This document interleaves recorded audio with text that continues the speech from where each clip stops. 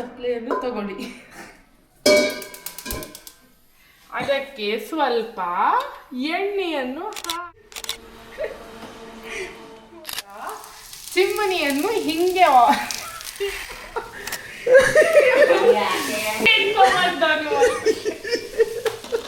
ನಮ್ಮ ಅತ್ತೆ ಯಾವಾಗಲೂ ಬಿಡಲ್ಲ. ಶಿಸೇಸ್ ಇಲ್ಲ ಬರ್ತಾರೆ, ಅವ್ರು ಬಂದು ಪೂಚ್ಕೊಡ್ತಾರೆ, ಇವ್ರು ಬಂದು ಪೂಚ್ಕೊಡ್ತಾರೆ. ಇಬ್ರು ಇಂಜಿನಿಯರಿಂಗ್ ತಲೆನ ಓಡಿಸಿ ಈ ಥರ ಫಿಕ್ಸ್ ಮಾಡಿದ್ವಿ. ಈ ಮನೆ ಹತ್ರಕ್ಕೂ ಬಂದು ಆರ್ತಿನ ಕರ್ಕೊಂಡು ಹೋಗ್ತಾರೆ.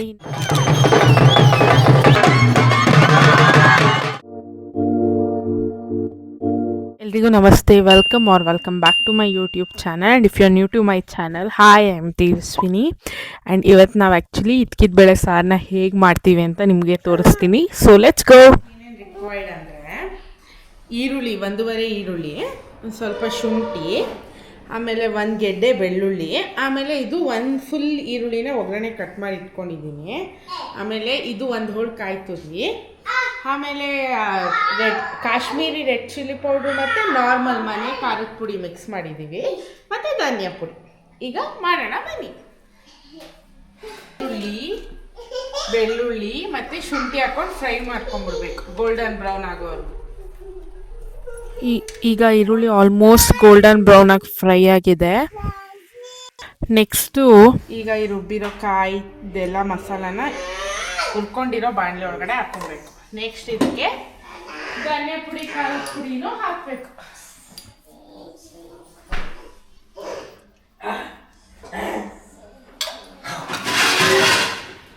ಈಗ ನೆಕ್ಸ್ಟು ಚಪ್ಪಲಿಯನ್ನು ತಗೊಳ್ಳಿ.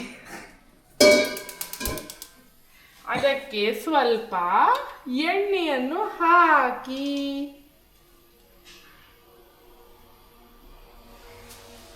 ನಂತರ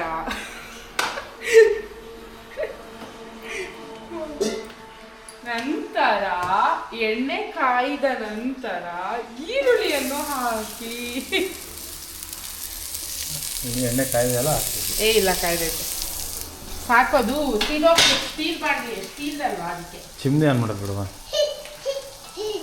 ಈರುಳ್ಳಿ ಹಾಕಿದ ನಂತರ ಚಿಮ್ಮಣಿಯನ್ನು ಹಿಂಗೆ ಹೊಗೆ ಎಳೆದುಕೊಳ್ಳುತ್ತದೆ. ಈಗ ಸೌಟನ್ನು ಹಾಕಿ ಚೆನ್ನಾಗಿ ಬಾಡಿಸಿ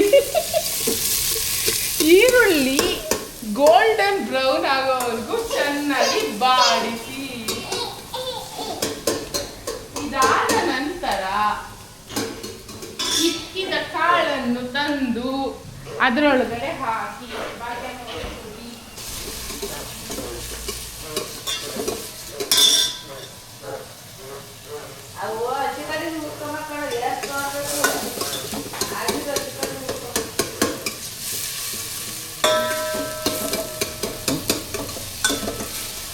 ಈಗ ಈರುಳ್ಳಿ ಗೋಲ್ಡನ್ ಬ್ರೌನ್ ಆಯಿತು ನೋಡಿ, ಈ ಥರ ಆಗಬೇಕು.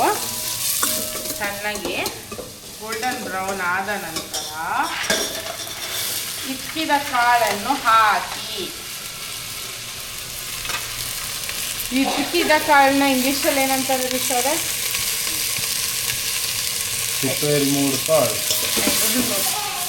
ಹರೀಶ್ ಅವ್ರ ಕೊಲೀಗ್ಸ್ಗೆ ಸಾರಿ, ನನಗೆ ಇಂಗ್ಲೀಷಲ್ಲಿ ಗೊತ್ತಿಲ್ಲ. ನೀವು ಗೂಗಲಲ್ಲಿ ಸರ್ಚ್ ಮಾಡಿ ಹಾಕ್ತೀನಿ.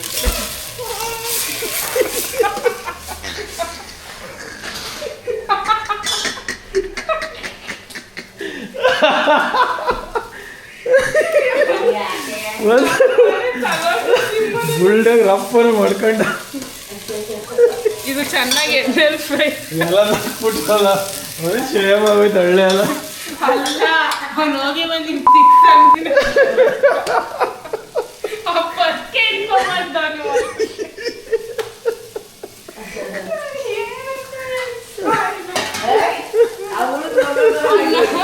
ಅವನು ಹೆಂಗಾಡೋದಂದ್ರೆ ನಮ್ಮ ಅಪ್ಪನಿಗಿಂತ ಬಿಟ್ಟು ಬೇರೆ ಅಪ್ಪನೇ ಇಲ್ಲ ಈ ಜಗತ್ತಲ್ಲಿ ಅನ್ನಂಗೆ ಆಡ್ತಾನೆ.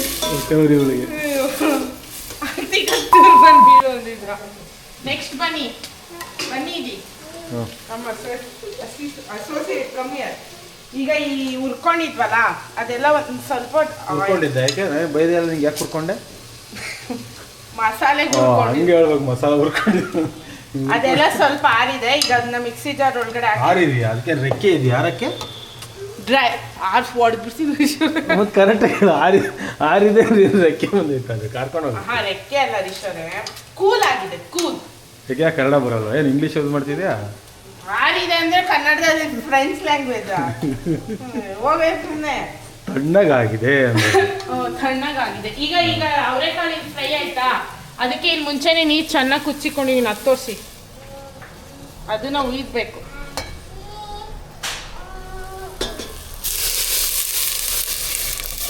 ಹಿಂಗಿದ್ದು ಇದನ್ನ ಕುದಿಯಕ್ಕೆ ಬಿಡಬೇಕು. ಒಂದು 10-15 ಮಿನಿಟ್ಸ್ ಕಾಳು ಚೆನ್ನಾಗಿ ಬೇಯಿಸ್ಬೇಕು. ಇಲ್ಲಾಂದ್ರೆ ಅವತ್ತು ಗೋಪಿ ಅಣ್ಣ ಮಾಡಿದ್ರಲ್ಲ ಸುಕ್ಕ.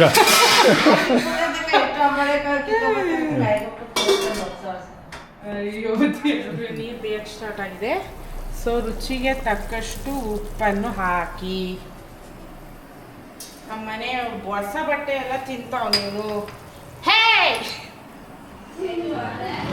ಕಾಳು ಈ ಥರ ಬೆಂದಿರ್ಬೇಕು. ತೋರಿಸಿ ಇಷ್ಟು ಬೆಂದಿದೆ ಅಂದರೆ ನಾವು ಮಸಾಲೆ ಹಾಕೋಕೆ ರೆಡಿ ಅಂತ. ಸೊ ಈಗ ರುಬ್ಬಿದ ಮಸಾಲೆ ರೆಡಿ ಇದೆ, ಅದನ್ನ ಇದರೊಳಗಡೆ ಎಲ್ಲ ನೀಟಾಗಿ ಹಾಕ್ಬೇಕು.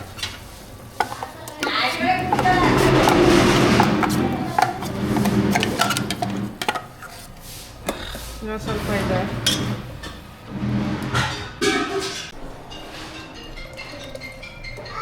ಇಷ್ಟು ಅದಕ್ಕೆ ಬಂದರೆ ಸಾಕು ಅಂತ. ಇನ್ನು ನೀರೇನು ಹಾಕೋದು ಬೇಡ ಅಂತ. ಕಾಳೆಲ್ಲ ರೆಡಿ ಆಗ್ತಾಯಿದೆ. ಇದು ನೆಕ್ಸ್ಟ್ ಆ್ಯಕ್ಚುಲಿ ಇನ್ನೊಂದು 2 ಕುದಿ ಬಂದಮೇಲೆ ಆಫ್ ಮಾಡಿದ್ರೆ ಇದ್ಕಿದ ಬೇಳೆ ಸರ್. ಇನ್ನು ನೀವು ತಮ್ಮನೇಲಲ್ಲಿ ನೋಡಿದ ಹಾಗೆಯೇ ನಮ್ಮೂರಲ್ಲಿ ಆಂಜನೇಯ ಸ್ವಾಮಿ ಪಾರ ಇತ್ತು. ಸೊ ಅದಕ್ಕೋಸ್ಕರ ಆರತಿ ಮಾಡಬೇಕಿತ್ತು ಅಂಥೇಳಿ ಗಂಜಲದ ನೀರು ಹಾಕ್ಕೊಂಡು ಆರತಿ ಮಾಡೋ ಜಾಗದಲ್ಲಿ ನೀಟಾಗಿ ಸಾರಿಸ್ಕೋತಾ ಇದ್ದೀನಿ. ಇನ್ನು ಹರೀಶ್ ಅವರು ಕೆನೆಲ್ಲ ಒಂದು ಕಡ್ಡಿಗೆ ನೀಟಾಗಿ ಪೋಣಿಸ್ತಾ ಇದ್ರು, ಯಾಕಂದರೆ ಒಬ್ಳ ಕೈಲಿ ಎಲ್ಲ ಮ್ಯಾನೇಜ್ ಮಾಡೋಕ್ಕಾಗಲ್ಲ ಅಂಥೇಳಿ. ಸೊ ಅವರು ಸ್ವಲ್ಪ ಹೆಲ್ಪ್ ಮಾಡ್ತಾಯಿದ್ರು. ಇನ್ನು ಈ ಆರತಿ ಬಗ್ಗೆ ಹೇಳಬೇಕು ಅಂದರೆ, ನಾನು ಮದುವೆ ಆಗಿ 5 ವರ್ಷ ಆಗಿತ್ತು. ನಾನು ಆಂಜನೇಯ ಸ್ವಾಮಿ ಪಾರಾನ ಇಲ್ಲಿವರೆಗೂ ಒಂದು ಸತಿನೂ ಅಟೆಂಡ್ ಮಾಡಿಲ್ಲ. ಆ್ಯಂಡ್ ನಮ್ಮ ಮನೇಲಿ ಆರತಿ ಮಾಡೋದಕ್ಕೂ ನಮ್ಮ ಅತ್ತೆ ಯಾವಾಗಲೂ ಬಿಡೋಲ್ಲ. ಶಿಸೇಸ್ ಇಲ್ಲ ಬರ್ತಾರೆ, ಅವ್ರು ಬಂದು ಪೂಜೆ ಕೊಡ್ತಾರೆ, ಇವ್ರು ಬಂದು ಪೂಜೆ ಕೊಡ್ತಾರೆ ಅಂತ ಯಾವಾಗಲೂ ಹೇಳ್ತಾ ಇರ್ತಾರೆ. ಸೊ ಅದಕ್ಕೋಸ್ಕರ ನಾನು ಈ ಸತಿ ಫುಲ್ ಫಾರ್ಮಾಗಿ ಡಿಸೈಡ್ ಮಾಡಿದ್ದೆ, ನಾನೇ ಕಲ್ತ್ಕೋಬೇಕು, ನಾನೇ ಮಾಡಬೇಕು, ಅದು ಎಷ್ಟೇ ಕಷ್ಟ ಆಗಲಿ ಅಂಥೇಳಿ. ಸೊ ಅದಕ್ಕೋಸ್ಕರ ಹರೀಶ್ ಅವರು ನಾನು ಇಬ್ಬರೂ ಸೇರಿಕೊಂಡು ಆಂಜನೇಯ ಸ್ವಾಮಿಗೆ ಬೆಲ್ದಾರ್ತಿ ಶ್ರೇಷ್ಠ ಅಂಥೇಳಿ ಬೆಲ್ದಾರ್ತಿನ ಮಾಡ್ತಾಯಿದ್ದೀವಿ. ನಾನು ಪಕ್ಕಾ ಸಿಟಿ ಹುಡುಗಿ ಆಗಿರೋದ್ರಿಂದ ನನಗೆ ಈ ಆರತಿ ಪೂಜೋದು ಇದೆಲ್ಲ ಹೊಸದೇ. ಬಟ್ ನನಗೆ ಹೊಸದನ್ನೇ ಕಲಿಯೋಕ್ಕೆ ಜಾಸ್ತಿ ಇಷ್ಟ. ಸೊ ಅದಕ್ಕೋಸ್ಕರ ನಾನು ಎಷ್ಟೇ ಕಷ್ಟ ಆದರೂ ಪರವಾಗಿಲ್ಲ, ನಾನೇ ಮಾಡಬೇಕು, ಬೇರೆಯವ್ರ ಮೇಲೆ ಡಿಪೆಂಡ್ ಆಗಬಾರ್ದು ಅಂತ ಹೇಳಿ ಈ ಸತಿ ನಾನೇ ಆರತಿ ಪೂಜ್ತೀನಿ ಅಂಥೇಳಿ ನಮ್ಮ ಅತ್ತೆ ಹತ್ರ ವಾದ ಮಾಡಿ ಒಪ್ಪಿಸಿದ್ದೆ. ಇನ್ನು ಬೆಲ್ಲದ ಮೇಲೆ ದೀಪ ಇಡಬೇಕಲ್ವ, ಅದಕ್ಕೋಸ್ಕರ ಫಸ್ಟು ಒಂದು ತಟ್ಟೆಗೆ ಡಬಲ್ ಸೈಡ್ ಗಮ್ ಟೇಪ್ ಹಾಕಿ ದೀಪನ ಅಂಟಾಕೊಂಡಿದ್ವಿ. ನೆಕ್ಸ್ಟು ಆ ತಟ್ಟೆಗೂ ಡಬಲ್ ಸೈಡ್ ಗಮ್ ಟೇಪ್ ಹಾಕಿ ಅದನ್ನ ಬೆಲ್ಲದ ಮೇಲೆ ಇಟ್ವಿ. ಸೊ ದಟ್ ತಟ್ಟೆ ಸ್ಟಿಫಾಗಿ ಬೆಲ್ಲದ ಮೇಲೆ ಕೂತ್ಕೊಳ್ಳುತ್ತೆ, ಅಳ್ಳಾಡಲ್ಲ ಅಂತ. ಎನಿವೇಸ್ ಇಬ್ಬರು ಇಂಜಿನಿಯರಿಂಗ್ ತಲೆನ ಓಡಿಸಿ ಈ ಥರ ಫಿಕ್ಸ್ ಮಾಡಿದ್ವಿ. ಬಿ ವೆರಿ ಹಾನೆಸ್ಟ್, ದೀಪ ಸಖತ್ ಸ್ಟಿಫಾಗಿ ಕೂತಿತ್ತು, ಒಂಚೂರು ಅಳ್ಳಾಡಲಿಲ್ಲ. ಇನ್ನು ನಾನು ವಿಳೆದೆಲೆಗೆ ಕಡ್ಡಿ ಚುಚ್ಕೊಳ್ಳೋದೇ ಮರ್ತೋಗಿದ್ದೆ. ಸೊ ಈಗ ಅದನ್ನು ಕೂಡ ರೆಡಿ ಮಾಡ್ಕೊತಾ ಇದ್ದೀನಿ. ಇನ್ನು ಇದನ್ನೆಲ್ಲ ರೆಡಿ ಮಾಡಾದ್ಮೇಲೆ ಆರತಿ ಹೊರಡೋದು ಸಂಜೆ 5 ಗಂಟೆ ಮೇಲೆ. ಸೊ ಅದಕ್ಕೋಸ್ಕರ 5 ಗಂಟೆಗೆ ಫಸ್ಟು ನಮ್ಮ ಮನೆ ಬಾಗಿಲ ಹತ್ರ ನೀರು ಹಾಕಿ ದೇವ್ರ ಮನೆ ಎಲ್ಲ ಬೆಳಗ್ಗೆನೇ ರೆಡಿ ಮಾಡಿ ಇಟ್ಟಿದ್ದೆ. ಅದಕ್ಕೆ ದೀಪ ಹಚ್ಚಿ ಆರತಿಗೂ ಎಲ್ಲ ಹೂವುಗಳನ್ನ ಈಗ ಚುಚ್ತಾ ಇದ್ದೀನಿ. ಫಸ್ಟ್ ಆರತಿಗೆ ಅರ್ಶಿನ ಕುಂಕುಮ ಎಲ್ಲ ಇಟ್ಕೊಂಡು ಆಮೇಲೆ ದೇವ್ರ ಮನೇಲಿ ದೀಪ ಹಚ್ಚಿ ಆರತಿಗೂ ದೀಪ ಹಚ್ಚಿ ಆಮೇಲಿಂದ ಮನೆಯಿಂದ ಆರತಿ ತೊಗೊಂಡು ಹೋಗಬೇಕು. ಇದು ನಮ್ಮ ಕಡೆ ಮಾಡೋ ಪದ್ಧತಿ. ಇನ್ನು ನೀವು ಆರತಿ ಪೂಜಿಸಿದಾಗ ಯಾವ ಥರ ಪದ್ಧತಿನ ಫಾಲೋ ಮಾಡ್ತೀರಾ ಅಂತ ಕಮೆಂಟ್ ಸೆಕ್ಷನಲ್ಲಿ ತಿಳಿಸೋದನ್ನ ಮರಿಬೇಡಿ. ಎನಿವೇಸ್ ಇಷ್ಟೆಲ್ಲ ರೆಡಿ ಮಾಡಿಕೊಂಡು ನಾನು ಕಾಯ್ತಾ ಇದ್ದೆ, ಯಾಕಂದರೆ ಪ್ರತಿ ಮನೆಗೂ ಅರೆ ಬಡಿಯೋರು ಅಂದರೆ ಡೋಲ್ ಬಡಿಯೋರು ಬಂದು ಆರತಿನ ಕರ್ಕೊಂಡು ಹೋಗಬೇಕು. ಇದು ಹಳ್ಳಿ ಕಡೆ ಪ್ರತಿ ಹಳ್ಳಿಲೂ ಫಾಲೋ ಮಾಡೋ ಪದ್ಧತಿ. ಇನ್ನು ನಿಮ್ಮ ಕಡೆ ಆರತಿ ಎತ್ಕೊಂಡು ಹೋಗ್ಬೇಕಾದ್ರೆ ಈ ಥರ ಪದ್ಧತಿನ ಫಾಲೋ ಮಾಡ್ತಿರೋ ಇಲ್ವಾ ಅಂತ ಕಮೆಂಟ್ ಸೆಕ್ಷನಲ್ಲಿ ತಿಳಿಸಿ. ಈಗ ನೋಡಿ, ಈ ಥರ ತೇರಲ್ಲಿ ಆಂಜನೇಯ ಸ್ವಾಮಿ ಪ್ರತಿ ಮನೆ ಹತ್ರಕ್ಕೂ ಬಂದು ಆರತಿನ ಕರ್ಕೊಂಡು ಹೋಗ್ತಾರೆ. ಇನ್ನು ಹೆಂಗಸರು ಆಂಜನೇಯ ಸ್ವಾಮಿ ಹಿಂದೆನೇ ಆರತಿ ಎತ್ಕೊಂಡು ಹೋಗ್ತಾ ಇದ್ದಾರೆ. ಈ ಥರ ಸುತ್ತ ಆರಳಿಗೂ ಹೋಗಿ ಆಂಜನೇಯ ಸ್ವಾಮಿ ಆರತಿಗಳನ್ನ ಕರ್ಕೊಂಡು ಬರ್ತಾರೆ. ಇನ್ನು ನಮ್ಮೂರ ಆಂಜನೇಯ ಸ್ವಾಮಿಗೆ ಈ ಥರ ಅಲಂಕಾರ ಮಾಡಿದ್ರು. ಈ ಥರ ದೊಡ್ಡ ಆಂಜನೇಯ ಕೂಡ ಇದೆ ನಮ್ಮೂರಲ್ಲಿ. ಈ ಥರ ಆಂಜನೇಯನ ನೀವೆಲ್ಲಿ ನೋಡಿದ್ದೀರಾ ಅಂತ ಕಮೆಂಟ್ ಸೆಕ್ಷನಲ್ಲಿ ತಿಳಿಸಿ. ತುಳಸಿ. ಇನ್ನು ಡೆಕೋರೇಷನ್ಗೆ ಬಂದರೆ ತುಂಬ ಚೆನ್ನಾಗಿ ಅಲಂಕಾರ ಮಾಡಿದರು, ದೇವ್ರಿಗಾಗಲಿ ದೇವಸ್ಥಾನಕ್ಕಾಗಲಿ ಎಲ್ಲದಕ್ಕೂ.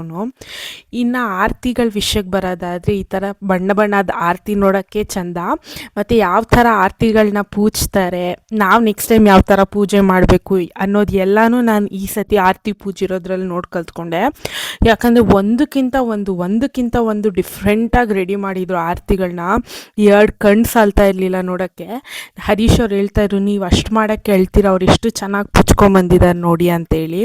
ಇನ್ನು 6 ಹಳ್ಳಿ ಬರೋವರೆಗೂ ನಾವು ಕೂತ್ಕೊಂಡು ವೆಯ್ಟ್ ಮಾಡಬೇಕು ಆರತಿ ಬಂದಿರೋರು. ಸೊ ಈಗ ಅದಕ್ಕೋಸ್ಕರ ಅಲ್ಲಿ ಕೂತ್ಕೊಂಡು ಎಲ್ಲರೂ ಮಾತಾಡ್ತಾ ಇದ್ದೀವಿ. ಇನ್ನು ನೀವು ಯಾವಾಗಲೂ ಹುಡುಗರು ಅಷ್ಟೇ ಟಪಾಂಗುಚಿ ಸ್ಟೆಪ್ಸ್ ಹಾಕೋದನ್ನ ನೋಡಿದ್ದೀರಾ, ಬಟ್ ಇಲ್ಲಿ ನೋಡಿ ಹುಡುಗಿರು ಹಾಕ್ತಾ ಇದ್ದಾರೆ. ಎನಿವೇಸ್ ಹಳ್ಳಿ ಹುಡುಗಿರು ಎಲ್ಲದಕ್ಕೂ ರೆಡಿ ಇದ್ದೀವಿ ಅಂತ ತೋರಿಸ್ತಾ ಇದ್ರು.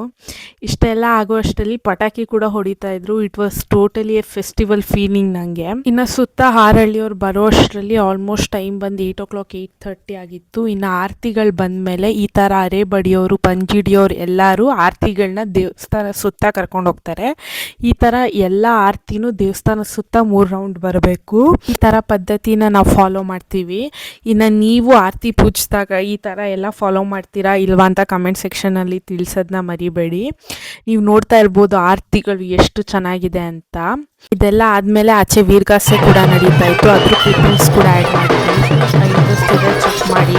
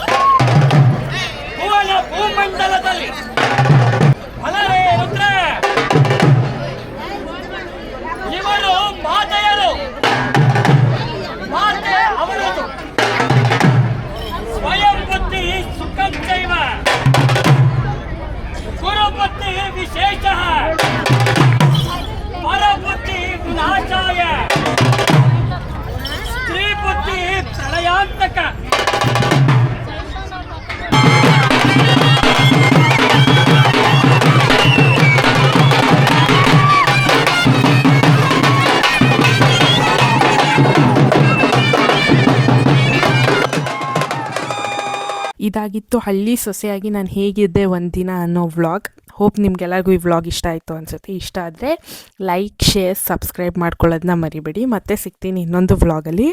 ಅಲ್ಲಿವರೆಗೂ ಬಾಯ್.